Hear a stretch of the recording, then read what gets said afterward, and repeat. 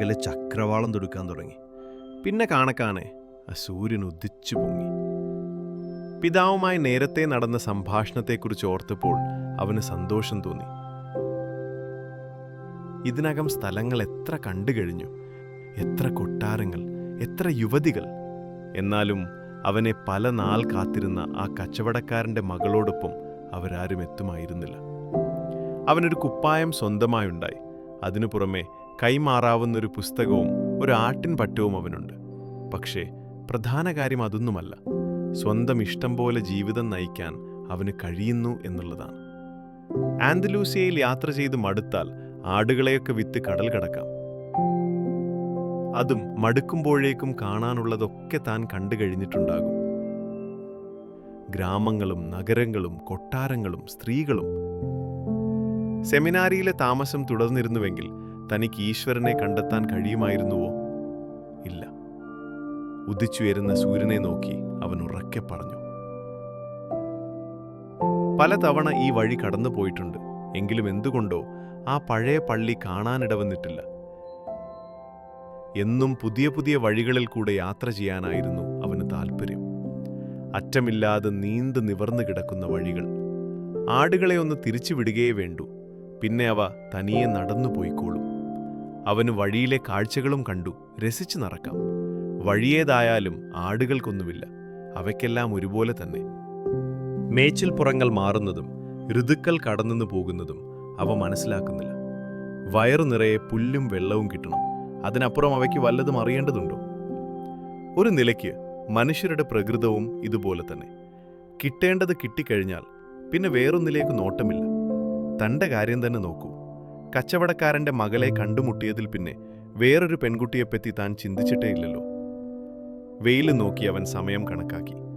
ഇങ്ങനെ പോയാൽ ഉച്ചയോടെ ടെരീഫയിലെത്താം. അവിടെ നിന്ന് വായിക്കാനുള്ള പുസ്തകം മാറ്റിയെടുക്കണം.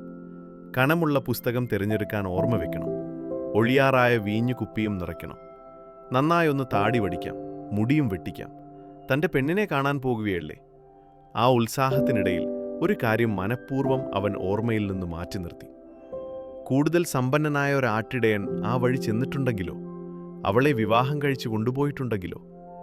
ഒരിക്കൽ കൂടി സൂര്യനെ നോക്കി അവൻ സമയം ക്ലിപ്തപ്പെടുത്തി.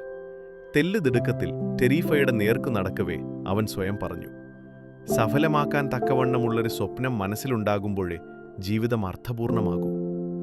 അപ്പോഴാണവന് പെട്ടെന്ന് ഓർമ്മ വന്നത്, സ്വപ്നങ്ങൾ വിശകലനം ചെയ്ത് അവയുടെ അർത്ഥം പറയുന്ന ഒരു വൃദ്ധ ടെരീഫയിലുണ്ടല്ലോ.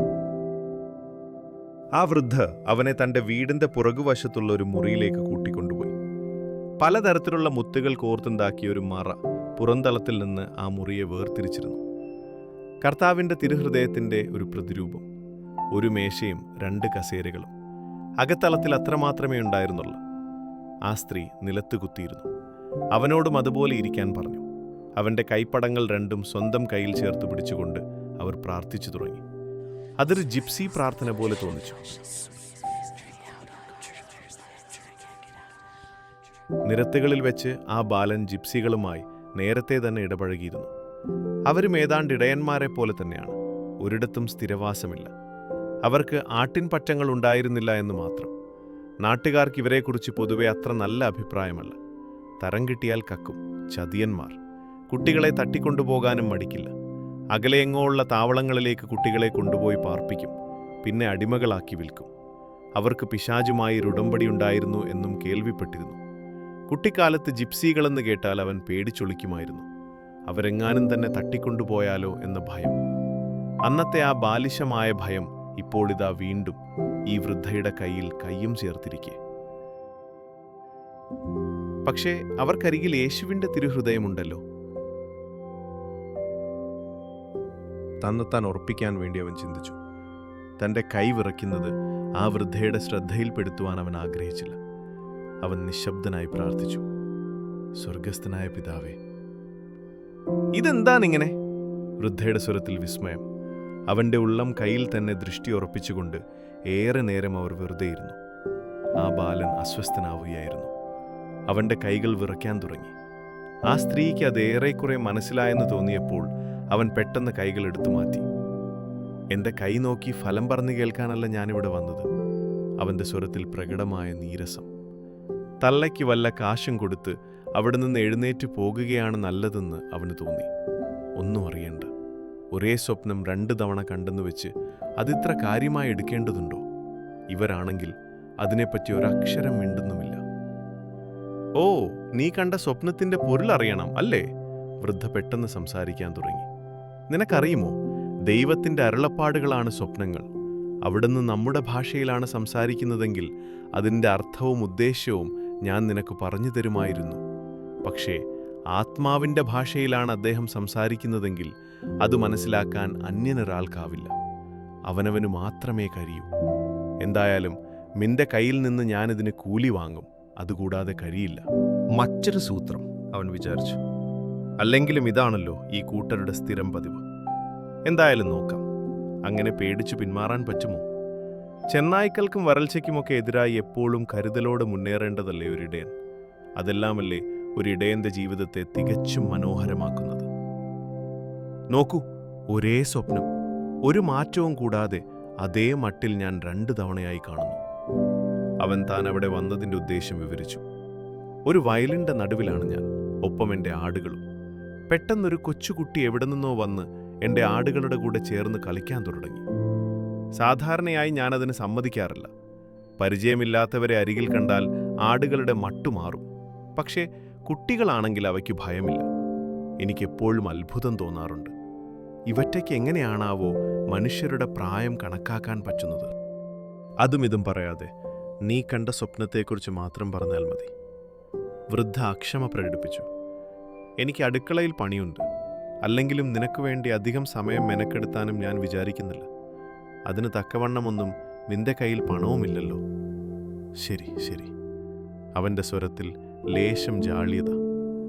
കുറച്ചധികം നേരം ആ കുട്ടി എൻ്റെ ആടുകളുമായി കളിച്ചു. പിന്നെ പെട്ടെന്ന് ഓടി വന്ന് എൻ്റെ 2 കൈയും കൂട്ടിപ്പിടിച്ചു. എന്നെ പൊക്കിയെടുത്തു. താഴെ വെച്ചത് ഈജിപ്തിലെ പിരമിഡുകൾക്കടുത്ത്. അവൻ തെല്ലിട നിർത്തി ആ വൃദ്ധയുടെ മുഖത്തേക്ക് നോക്കി. Egypt, pyramid. അവരുടെ മുഖത്ത് എന്തെങ്കിലും ഭാവഭേദമുണ്ടോ? ഇല്ല. ആ കണ്ണുകൾ തികച്ചും നിർവികാരമായിരുന്നു. അവരൊന്നും മിണ്ടിയില്ല. അവൻ വീണ്ടും പറഞ്ഞു തുടങ്ങി, വാക്കുകൾ ഓരോന്നും വേർതിരിച്ചെടുത്ത് അവരുടെ മനസ്സിൽ അവ വ്യക്തമായി പതിയട്ടെ എന്ന ഭാവത്തോടെ. ഈജിപ്തിൽ പിരമിഡുകളുടെ സമീപത്ത് എന്നെ കൊണ്ടുചെന്ന് നിർത്തി അവൾ എന്നോട് പറഞ്ഞു, ഹാ, അതൊരു പെൺകുട്ടിയായിരുന്നു. ഇവിടെ തെരഞ്ഞോളൂ, നിനക്ക് വലിയൊരു നിധി കിട്ടും. നിധി കിടക്കുന്ന സ്ഥലം അവൾ കൃത്യമായി കാണിച്ചു തരാൻ തുടങ്ങുമ്പോഴേക്കും ഞാൻ ഉണർന്നുപോയി. 2 പ്രാവശ്യവും. മറുപടിയൊന്നും പറയാതെ ആ സ്ത്രീ ഏതാനും നിമിഷം എന്തോ ആലോചിച്ചിരുന്നു. തൽക്കാലത്തെ ലാഭം. അവൻ അല്പം ഉറക്കെ തന്നെ ചിരിച്ചു. കയ്യിൽ 4 കാശ് തികച്ചില്ല. അതിൽ നിന്ന് 1 പങ്ക് ഇവർക്ക് കൊടുക്കാതെ കഴിഞ്ഞല്ലോ. ഒളിഞ്ഞ നിധി, സ്വപ്നം കണ്ടതിൻ്റെ ഗുണം. എന്നാലും അവൻ പറഞ്ഞു, ശരി, സമ്മതിച്ചു. എൻ സ്വപ്നത്തിൻ്റെ അർത്ഥം എന്താണ്? അത് പറഞ്ഞില്ലല്ലോ. പറയാം. അതിനു മുൻപ് നീ എനിക്ക് വാക്ക് തരണം. ഞാൻ പറയാൻ പോകുന്നതിന് പ്രതിഫലമായി നിനക്ക് കിട്ടാൻ പോകുന്ന നിധിയുടെ 10-1 എനിക്ക് തരാമെന്ന്. അവർ വീണ്ടും അത് തന്നെ പറഞ്ഞു. ശരി, ഞാൻ വാക്ക് തരുന്നു. കർത്താവിൻ്റെ ഈ തിരുഹൃദയമാണ് സത്യം. നിധി കിട്ടിയാൽ അതിൻ്റെ 10-1 നിങ്ങൾക്ക്. ഈ സ്വപ്നത്തിൽ അത്ര അസാധാരണമായി ഒന്നും കാണുന്നില്ല. എനിക്കത് വ്യാഖ്യാനിച്ചു തരാൻ കഴിയും. കുറച്ച് പ്രയാസപ്പെടണമെന്ന് മാത്രം. അതുകൊണ്ടാണ് നീ കണ്ടെത്തുന്നതിൻ്റെ ഓരോഹരി എനിക്കും അവകാശപ്പെട്ടതാണെന്ന് തോന്നുന്നത്. ഒന്ന് നിർത്തി കുറച്ചു നേരം എന്തോ ആലോചിച്ചിരുന്നതിന് ശേഷമാണ് പിന്നീട് അവർ പറഞ്ഞത്, എൻ്റെ അഭിപ്രായം തീർച്ചയായും നീ പിരമിഡുകൾ തേടി പോകണമെന്ന് തന്നെയാണ്. അതെവിടെയാണെന്ന് എനിക്കറിഞ്ഞുകൂടാ. ഏതായാലും അത് പറഞ്ഞു തന്നതൊരു കൊച്ചു കുട്ടിയല്ലേ. ആ വാക്കുകൾ വെറുതെ ആവില്ല. പൊയ്ക്കോളൂ, ഒട്ടും ശങ്കിക്കണ്ട. നീ ആ നിധി കണ്ടെത്തുക തന്നെ ചെയ്. അങ്ങനെ നീ ഒരു ധനവാനുമാവും. അവൻ അത്ഭുതം തോന്നി, ഒപ്പം നീരസവും. ഇത് കേൾക്കാൻ വേണ്ടിയാണോ താൻ ഇത്ര നേരം കാത്തിരുന്നത്? സാരമില്ല, കാശൊന്നും ചെലവാക്കേണ്ടി വന്നില്ലല്ലോ.